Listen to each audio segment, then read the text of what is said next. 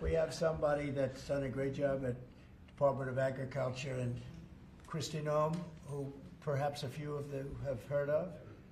She has done the most unbelievable job as somebody that's watching over a country at the border, and with Tom Holman and your whole staff of tremendous people.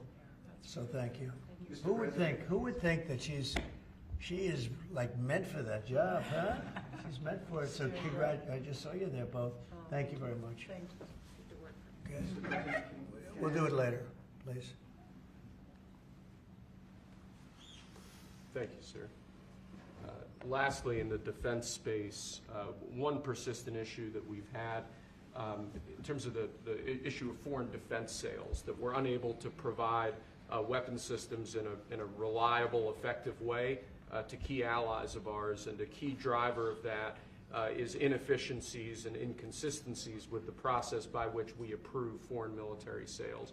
So this executive order is going to direct your Department of Defense, Department of State, other relevant departments and agencies to rework our system of foreign defense sales to ensure that we can provide equipment, creating American jobs and providing obviously revenue to American defense manufacturers, but provide key military equipment to our key allies in a reliable, effective way. Okay, that's good. All very important.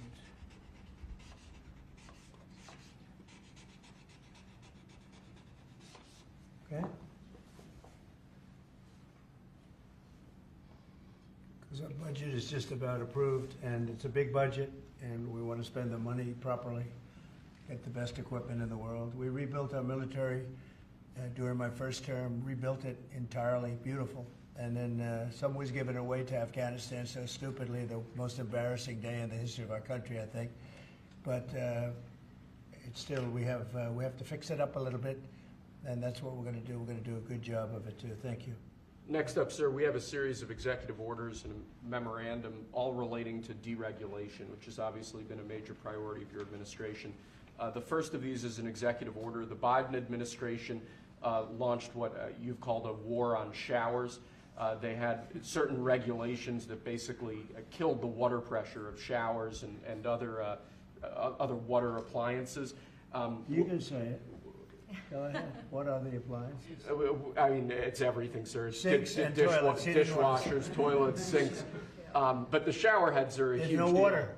You don't get water. It's ridiculous. So with this executive order, we're effectively going to be reversing that set of regulations to ensure that Americans have choice in the consumer market. If they want a low-flow shower head, they can buy one. If they want a real deal shower head, they should have the ability to get one. That's true. You buy a new house, you pay a lot of money, and the developers, you're not allowed to do anything more. They put restrictors on. They used to have a restrictor where you could take it out, but now they weld it in. And you take a shower or wash your hands, whatever you do, including dishwashers where no water comes out. But you wash your hands, and in my case, I like to take a nice shower to take care of my beautiful hair. And I have to stand under the shower for 15 minutes till it gets wet. It comes out drip, drip, drip. It's ridiculous. And what you do is you end up washing your hands 5 times longer. So it's the same water. And we're going to open it up so that people can live, and we're going to hopefully have Congress approve it so it's memorialized. We're going to try and get all of these things, including straws, a little thing like straws. We did straws a month ago, where the paper straws were melting, they were dissolving, they weren't working well, and we went back to the plastic straws. We're going to get Congress to memorialize just about everything we've done here, because most of it's common sense. But the water is horrible. When you go into anytime you see a new faucet, you know it's going to be a long wash of the hands.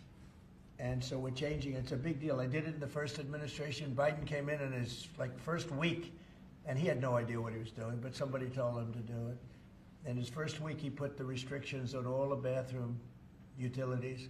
Even in areas that have so much water, they don't know what to do with it. You see those areas all the time with the flooding. So we're doing that, and we're going to get all of the things that you've seen. I think we set a record. We're up to almost 200 and 500 amendments. Nobody's ever done that. We're going to get them approved by Congress so they're memorialized. And we look forward to doing that. Very important. And Congress is going to start working on it as soon as we get the big beautiful deal done. The big beautiful deal is important. The biggest tax cuts in the history of our country. That's important.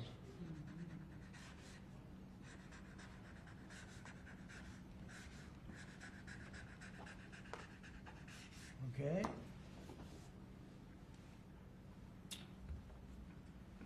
Okay, is that okay? Good. It's a 10. You're taking a good shower. We rate the signatures. That was a 10. That's why. This is another executive order relating to deregulation, sir. There are a lot of regulations on the books that either promote monopoly directly or prevent new market entrants from entering into a given market. The net effect of that is very negative for consumers.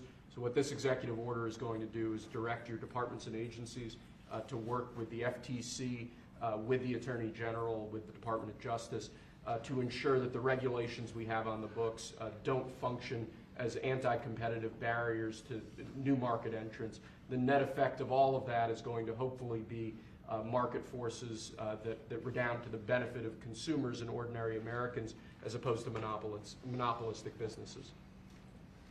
I said yesterday he was a great, great student at Harvard before it went bad. It's gone really bad. Now they're teaching their students mathematics, basic mathematics. Can you believe it?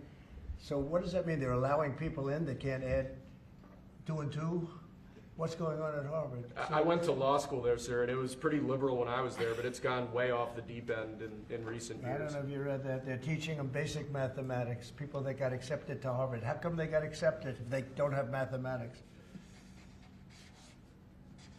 And we're holding back $8 billion. Can we believe? We give Harvard $8 billion. And we're holding back Columbia. We're holding back a lot of the schools because they were woke. And they've hurt a lot of people. Okay? Thank you.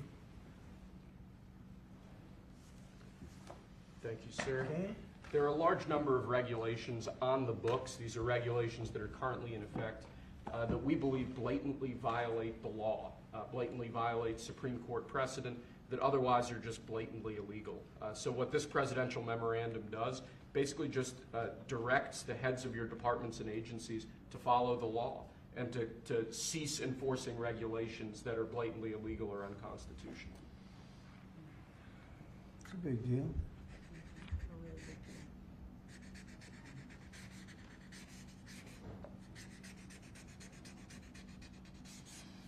It's really very important that we get these memorialized Yes, sir. in Congress.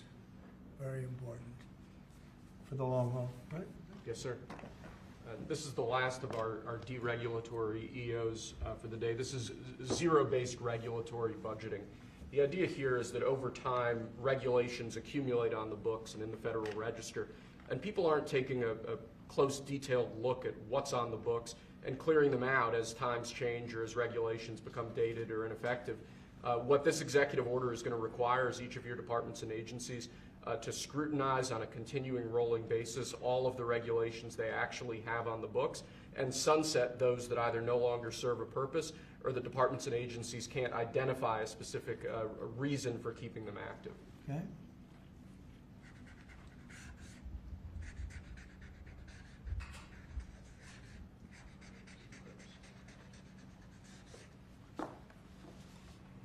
Okay.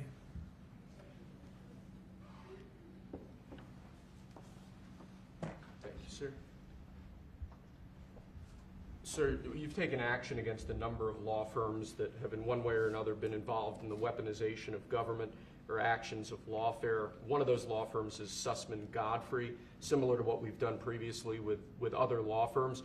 This is an executive order that takes certain measures against Sussman Godfrey to ensure that they can't access government resources, government buildings, scrutinizing certain aspects of their practices as a law firm, given their previous activities.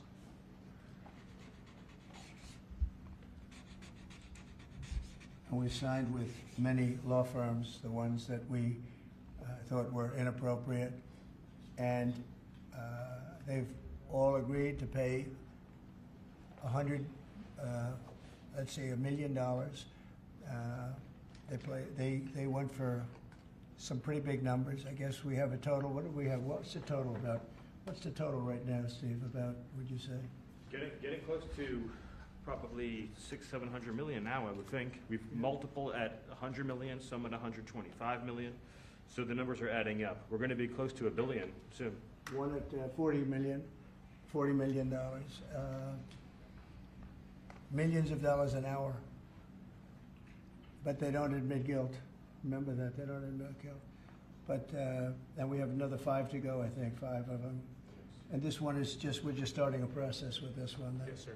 All right, because there were some very bad things that happened with these law firms. And this firm is very involved in the election misconduct. Weren't they all involved in the election misconduct? I think they were all involved. Yes. Anyway, so they went from $40 million to $125 million. And most of them are at about $100 million, right? All right.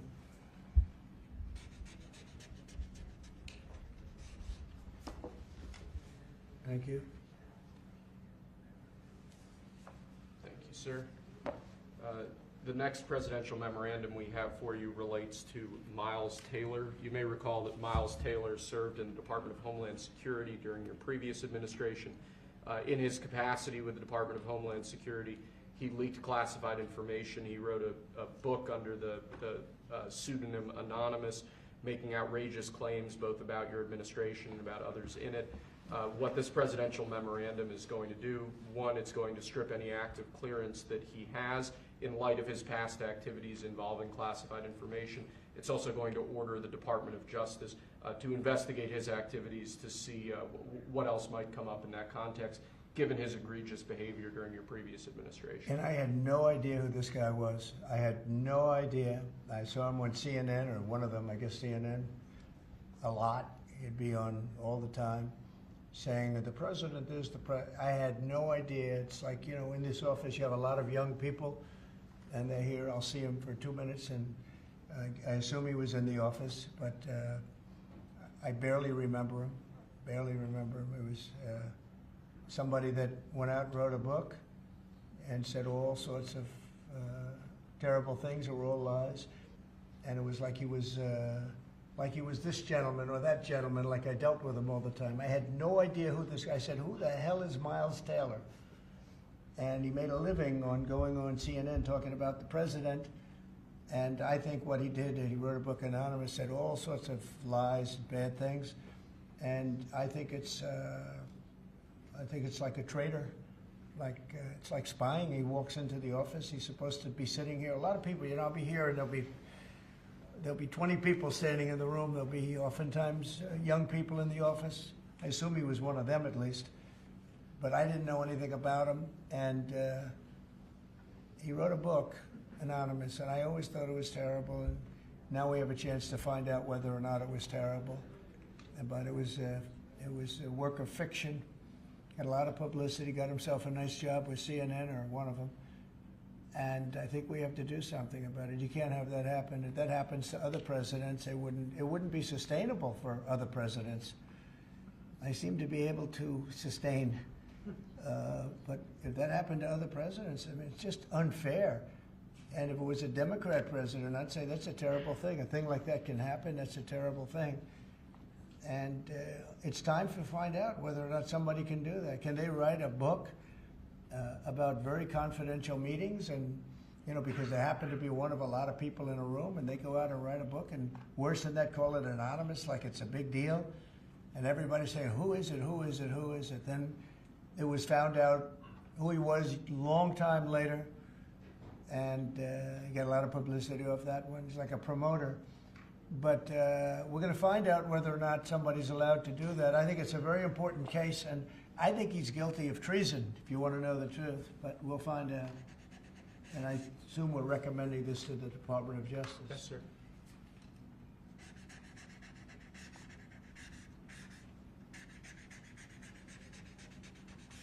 Okay, good. Terrible guy. Similarly, sir, Christopher Krebs, the former head of CISA. This is a man who weaponized his position against free speech in the election context, in the context of COVID-19. This is it's a similar presidential memorandum to the one you just signed. It addresses his access to government, existing clearances he might have, and further instructs your Department of Justice, other aspects of your government, to investigate some of the malign acts that he participated in while he was still head of CISA. This is another one. I don't know that I met him. I'm sure I met him, but I didn't know him. And he came out right after the election, which was a rigged election, a badly rigged election. We did phenomenally in that election. Look what happened to our country because of it. Open borders, millions of people coming into our country. Russia and Ukraine, that would have never happened. October 7th would have never happened. Afghanistan, the way they withdrew with 13 dead, but so many killed, actually. I mean, so many killed outside of the 13 soldiers, hundreds of people killed. And maybe, I don't know, never mentioned, but I mentioned it, 42 or 43 people so badly injured, the legs, the arms, blown off, the face. And this is all because of an incompetent group of people that preceded us, and that would have never happened.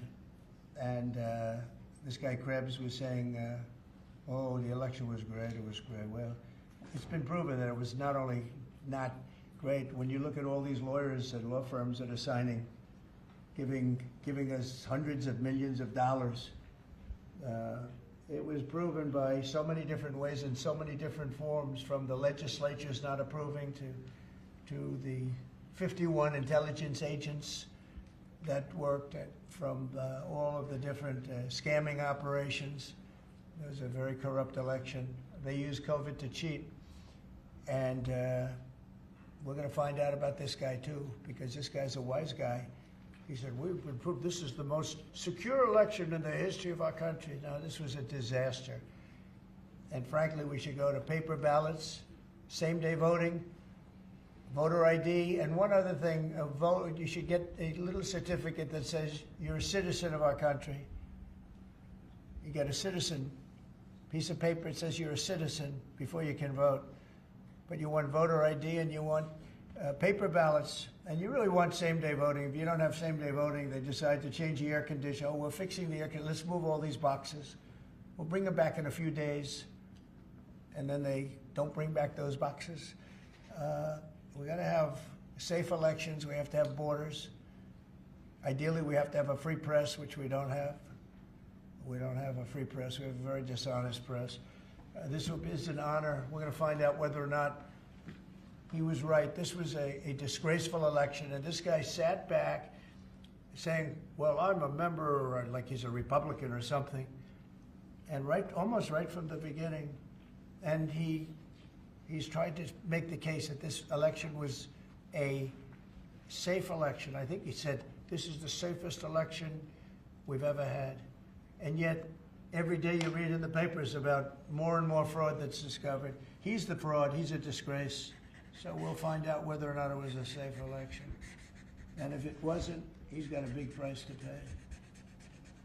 And he's a bad guy. There's another one. I have no idea who he is. Krebs. I have no idea who he is.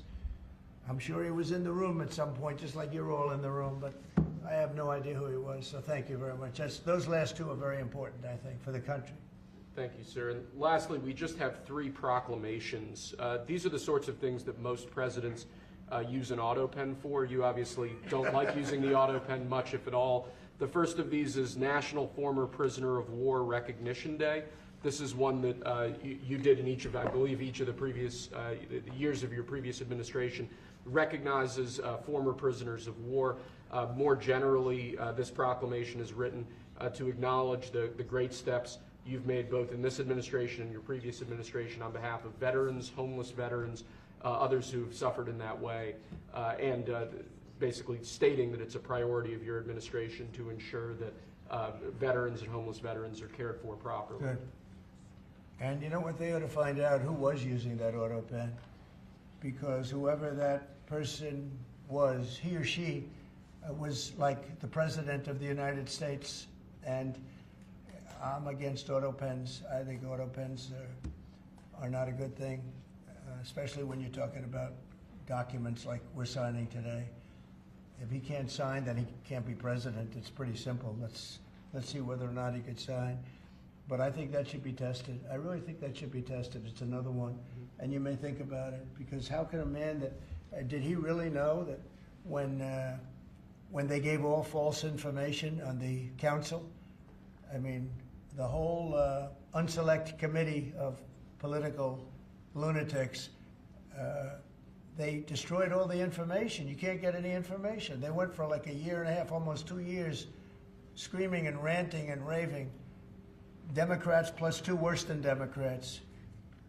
You had Cheney, Liz Cheney, and crying Adam Kinzinger. Crying Adam.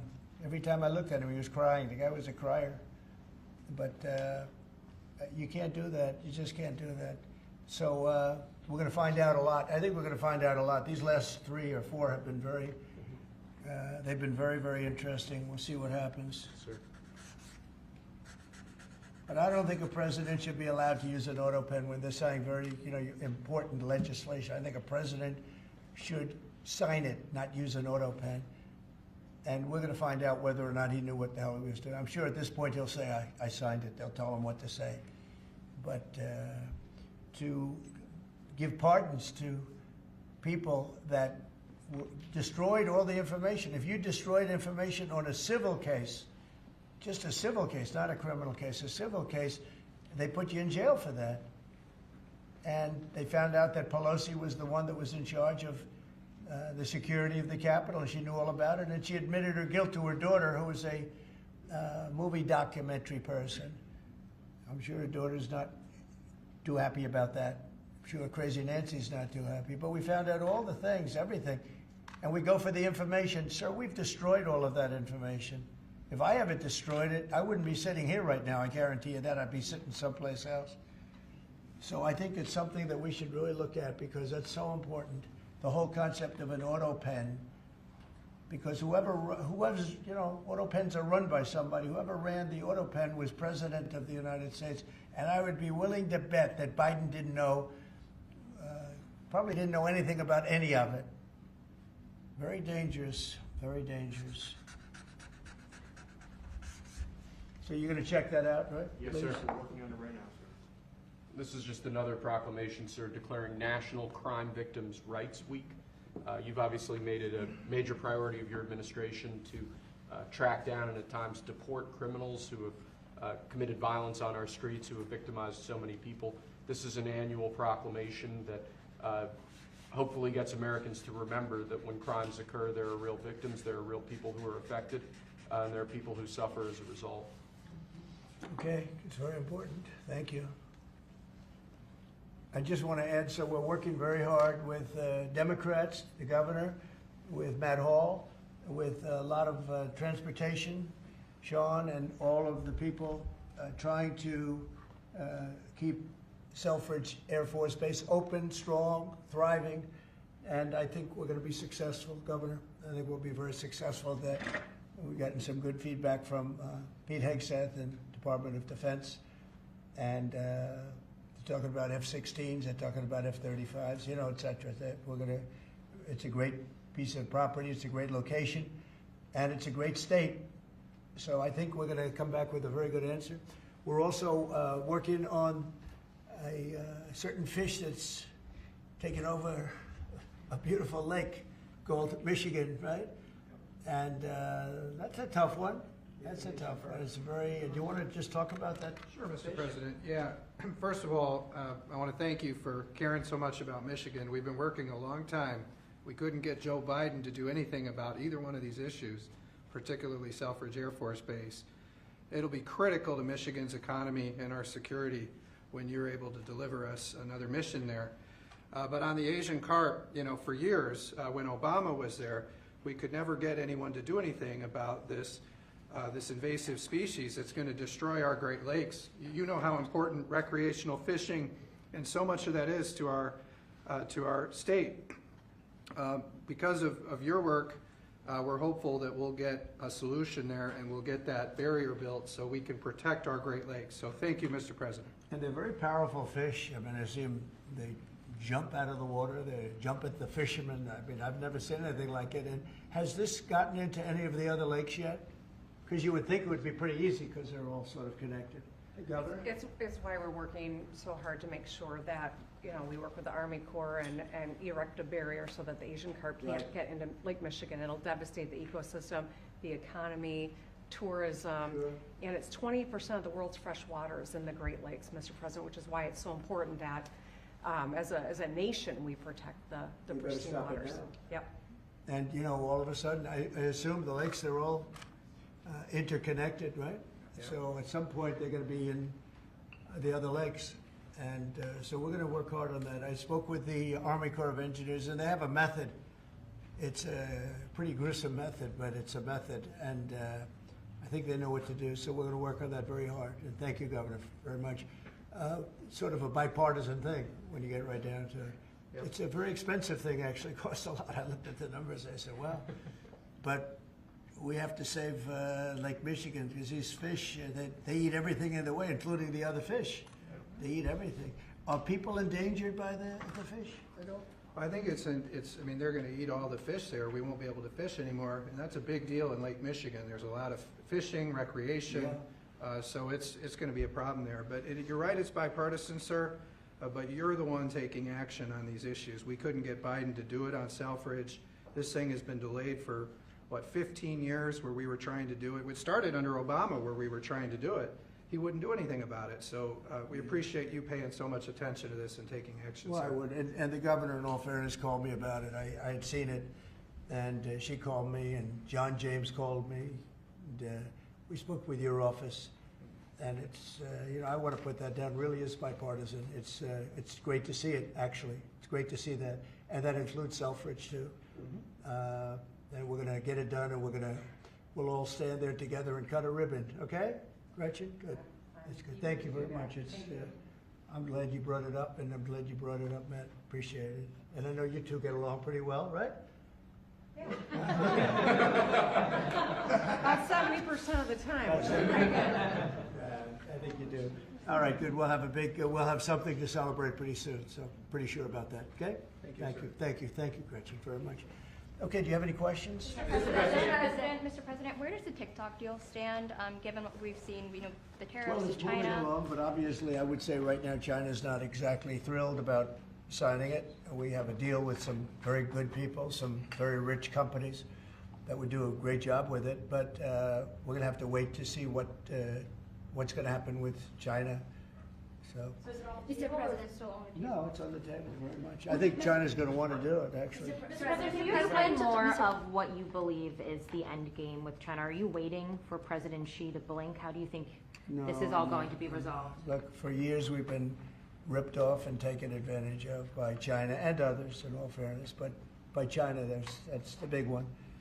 And it's just one of those things. We're making $2 billion a day right now, this country.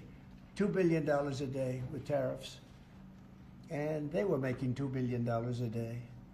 We'll be making more. Now when you see what happened today, I don't know if it's still there. I looked an hour ago, but we were up like close to 3,000 points. Nobody's ever seen a day like that. I think that's a record, isn't it, fellas? Definitely. Is that a record?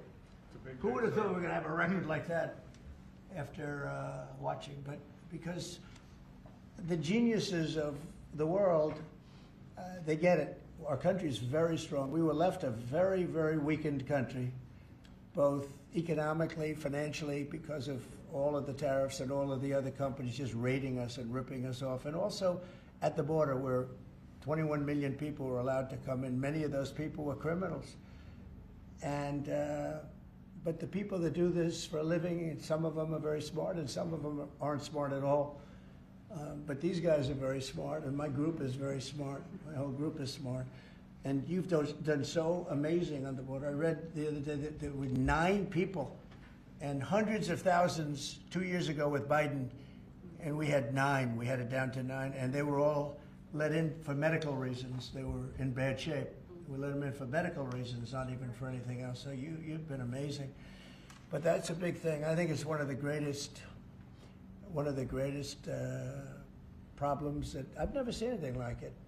Open borders, the whole world was emptied out. Prisons from all over the world, from the Congo in Africa, from Africa to Asia, a lot in South America, but it wasn't just South America. Prisons emptied out, and I said it outside with the drivers before, but El Salvador has been amazing, a job that the president's done. He's coming to see me next week, and we look forward to that, but that's really been amazing. Yes? Mr. President, the EU also announced increases in tariffs today. Why not That's treat? bad timing for them. That's bad timing. Why not They treat said- government They didn't put them in. No, they threatened Oh, them, I but they think- picked a later date, which our expectation is Oh. it's going to be later still. Okay, good. I'm glad that they held back. You said you were watching the market. If this was the strategy all along to bring them to the table, why did you instruct or advise, or maybe they did it on their own, some of your top aides to say this is not a negotiation, to hold the line, that they were going to hold the line, that you were not going to change Well, your a lot mind? of times it's not a negotiation until it is, and that happens. And, you know, I said outside that you have to have flexibility to do it right, and that's what we have. We brought everybody to the table, and it may not be a negotiation. It may not last. I mean, you know, things may be asked that I think are not fair to us. Look, we've been ripped off by essentially everybody for 35 years. This is not just a new thing. And Roger Penske just left. He's a great gentleman, great man, actually. And he said no other president would have had the guts to do this. And I believe that's right.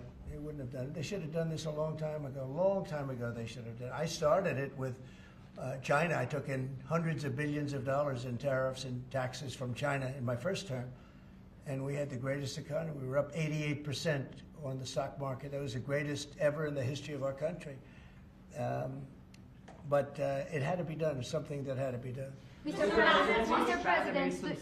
Mr. President, thank you so much. Which countries will be negotiating first? Do you have any criteria? Because, for example, Brazil and the UK, they do not have deficits with the US. They have a surplus. They do not have a surplus. They have deficits with the US. So what is the criteria? And also, would you consider talking or meeting with Xi Jinping?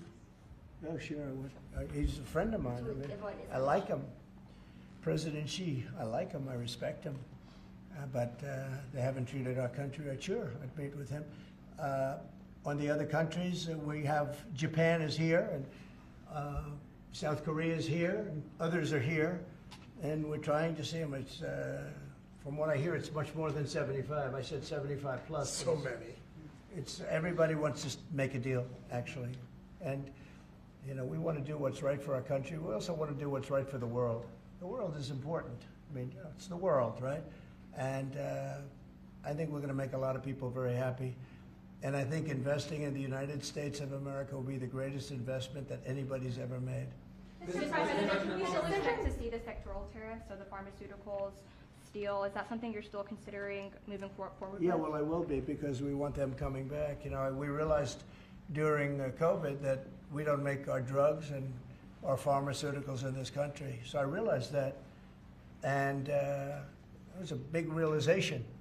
We had to go to China to get drugs. We had to go to other places. I won't even mention the names, but we had to go to other places. We don't make it, and that's because we let them leave. And now if they want to come back, we're going to put tariffs on the pharmaceutical companies, and they're going to all want to come back. They're going to come back. I'm not going to pay them any money like Biden with the chip deal. That chip deal was horrible. They give billions and billions of dollars to chip companies. All they have is money. They have so much money. And they give billions of dollars, and they're just going to keep the money. They're not going to spend it. And the only thing that's going to bring them back is you say, we have a barrier. You have to pay 50% or 100% or 200%. And if they have to pay that, they're going to say, we're not going to pay that. We're going to build here. And that's what happened. We're the biggest, most prestigious chip company in the world, spending $200 to $300 billion. Think of that, $1 billion to build essentially one massive plant. It'll be one of the largest plants in the world, and we're going to get them very quickly. We're going to get them energy. We're going to get them the electricity they need and the energy that they need, and it'll be approved by Lee Zeldin, a total professional, and it'll be approved very quickly. And they'll get their zoning very quickly. They'll have everything done in a matter of months.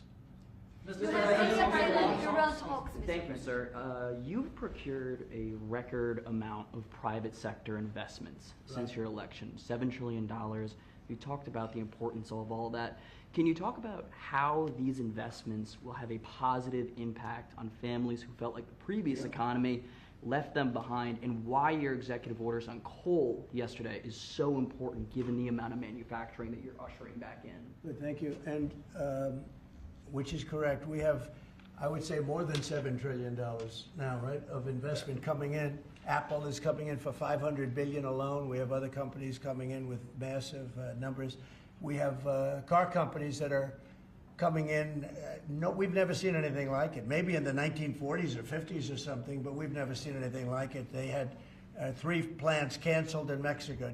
Not that we want to hurt Mexico, but we're for us, and that's what my job is. It's not to take care of other countries, but I want to help other countries as much as I can. But we have to take care of America first, and it's about America first. So we have many, many companies coming in that would have never come in if we didn't win the election and then put the tariffs on.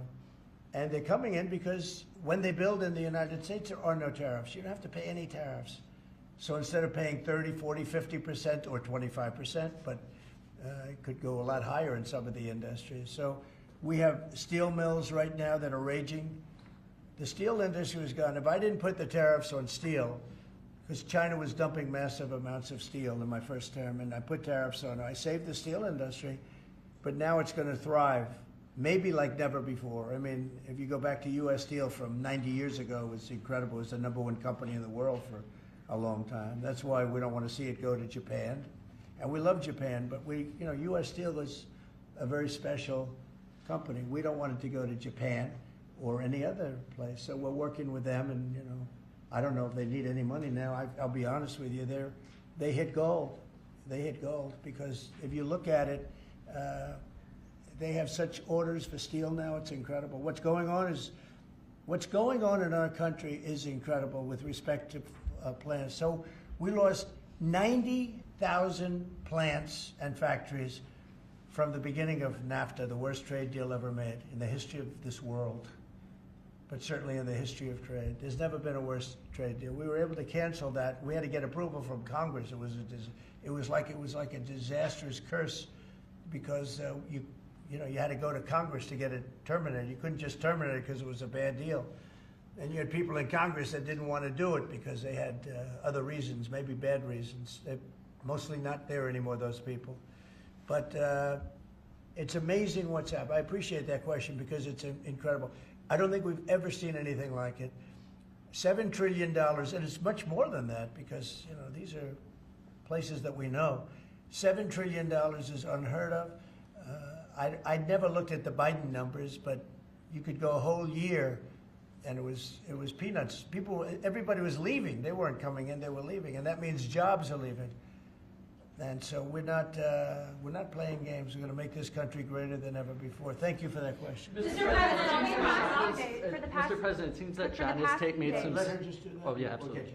Thanks. For the past few days, we've heard from this administration no pause. Was this idea of doing a pause, did that just come about this morning? Can you tell us exactly what came into consideration for you and your advisors? For a period of time, I wouldn't say this morning. Over the last few days, I've been thinking about it. I've been dealing with Scott, with Howard, with some other people that are very professional. And I think it probably came together early this morning, fairly early this morning. Just wrote it up. We didn't have the use of, we didn't have access to lawyers, or we just we wrote it up from our hearts, right? It was written from the heart. And I think it was well written too, but it was written from the heart. It was written as something that I think was very positive for the world and for us. And we don't want to hurt countries that don't need to be hurt. And they all want to negotiate. The only problem is, you can only do so many at one time. We want to do it right. We want to get it right. We want to take care of them, but we have to take care of our country. So, but this was something certainly we've been talking about for a period of time, and we decided to pull the trigger. And we did it today, and we're happy about it. I didn't know it would have that kind of an impact, but it's, I think they have the biggest increase in the history of the stock market. That's pretty good. You're almost, if you keep going, you're going to be back to where it was 4 weeks ago. But it was a sick market 4 weeks ago, because this trade was sick. It was only a question of time. I don't blame the tariffs. I think the tariffs just sort of magnified what was happening. It was sick. Biden allowed these people to get away with murder. Biden allowed China to just take advantage of us. We had like $1 trillion deficit with China, $1 trillion deficit. So that was going to only be a matter of time. I think the tariffs brought it out faster and they magnified the problem. But I think this was a problem that existed far beyond tariffs. This was a systemic problem, and we're going to cure that problem. And maybe to a large extent we have, because we've revealed it, and we've revealed it very strongly. Yes, sir, please. Thank you, Mr. President. So it seems China's made some serious missteps here in these negotiations, and Secretary Besson said earlier you may have goaded them into a tough position here. I'm wondering, are you in a way putting together a coalition against China in terms of trade here? No. Well, China, look, they're very capable, and I don't blame China for what happened. I blame the people sitting right at this desk, right behind this desk, or another desk. You get your choice of 7. I happen to pick the Resolute.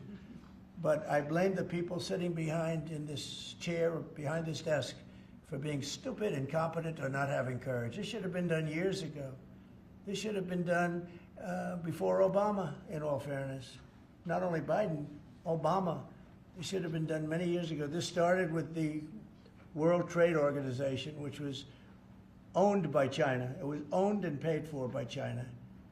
They didn't even have to do things. They considered them a nation that was undeveloped. They said they were a developing nation. Well, we're a developing nation too, if you think about it. Look at our inner cities. Look at what's happened. I think we're starting from ground zero there, right? So we're a developing nation too. No, I don't.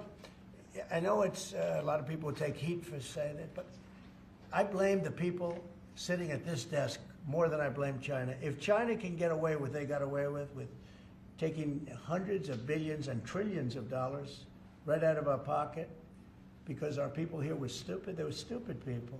Maybe corrupt, I don't know. I don't know how you can be that stupid. How do you get to be president and you're stupid? But they certainly weren't courageous, and they allowed this to happen. And with Japan and with many other countries that took advantage of us. I mean, we had deficits with almost every country.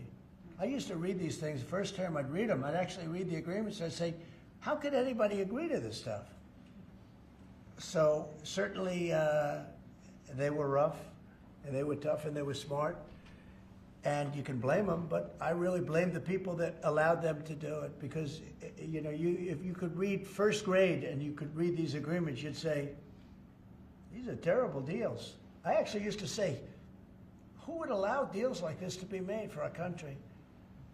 And maybe it's people that didn't care. Maybe it's people that weren't courageous. Maybe it's people that were corrupt. I don't know. But I blame those people more than I blame anybody else. Mr. President, you've been very specific in saying that you would like the EU to purchase U.S. energy. Is there something specific that you would like China to do? Well, you'll be hearing about that. Yeah, there are a lot of things I'd like China to do. Are there some examples? There are a lot of things that I want China to do, and I'll be telling China what that is. Not you, but I'll be telling China. Mr. President, Iran, you said the other day that if they do not agree to a potential nuclear deal, that it would be very dangerous for them. What specifically well, they did you can't mean? have a nuclear weapon. Did you mean military action, though, if they don't agree? Oh, if necessary? Absolutely, yeah. And do you have a deadline for these Yeah, talks? I do. And You're talking about with Iran? Yes. Yeah, I They're do. saying it's not Do you want something debatable. definitive this weekend, or do you see this as the start of a process? It's a start. Do you have a timeline? We have a little time, but we don't have much time, Who is starting the because we're not going to let them have a nuclear weapon. Is Can't it let them have a going to nuclear be weapon. there, Mr. President? And we're going to let them thrive. I want them to thrive. I want Iran to be great. The only thing they can't have is a nuclear weapon. They understand that. You know, the people are so incredible in Iran, and they're so smart. They're very smart people. But, you know, they're in a rough situation, rough regime. But they understand, and the leaders understand. And I'm not asking for much. They can't have a nuclear weapon, and I've said that. And I was a little bit surprised, because when the election was rigged, I figured they'd get the weapon, because with me they were broke. They were broke. They had no money, because of the sanctions.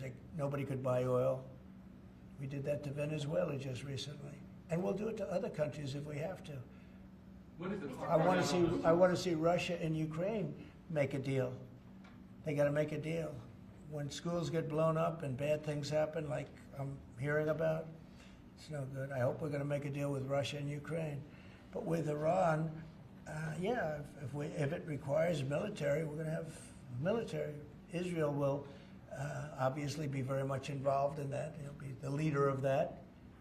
But nobody leads us. We do what we want to do. When would the clock run out on the talks? Before Say- you might, when would the talks need to conclude before you might do military? I can't really be specific, but you know, when you start talks, you know if they're going along well or not. And I would say the conclusion would be when I think they're not going along well. So that's just a feeling. Mr. President, on the subject of U.S. troops stationed in Europe, do you have any plans to reduce the number of U.S. troops in Europe or in other NATO countries? Well, good. I mean, it depends. We pay for military over in Europe. You know, we don't get reimbursed by much. South Korea too. So it'll be one of the things we discuss. That's unrelated to trade, but I think we'll make it part of it because it makes sense. Be nice to wrap it all up in one package for each country. You know, it's nice and clean, and we have plenty of law firms. These are great law firms that we signed with, the best. And I think part of the way I'll spend some of the money that we're getting from the law firms, you know, in terms of their legal time, will be, if we can do it, I think we can do it, using these great law firms to represent us with regard to the many, many countries that we'll be dealing with. We'll have good lawyers representing us, but we want to have good lawyers, and these are the best, considered the best lawyers in the world, right? I mean, considered the best in the world. I don't know. They just went off a little bit. Mr. President, two questions. On Iran, do you have an update on who will be participating or conducting these conversations? Will Witkoff be there on Saturday for these direct talks? And on China, some economists are saying that right now is technically embargo on China with 125% tariffs. Are you concerned of escalation beyond the trade war with China? No, I'm not concerned. I think President Xi is a very smart guy, and I think we'll end up making a very good deal for both. But, you know, we've been treated so badly for so many years. Again, we allowed that to happen. We've been treated so badly for so many years. But, no, I don't expect that. I think President Xi is one of the very smart people of the world, and I don't think he'd allow that to happen. And we're very powerful. This country's very powerful. Let me tell you, it's far more powerful than people understand. We have weaponry that nobody has any idea what it is, and it is the most powerful weapons in the world that we have. More powerful than anybody even, not even close. So nobody's going to do that, but I think that if that's what you're referring to, maybe it's not. But just in terms of basic escalation, which is what you said, no, I think that President Xi is a man who knows exactly what has to be done. He's a very smart man. He loves his country. I know that for a fact. I know him very well.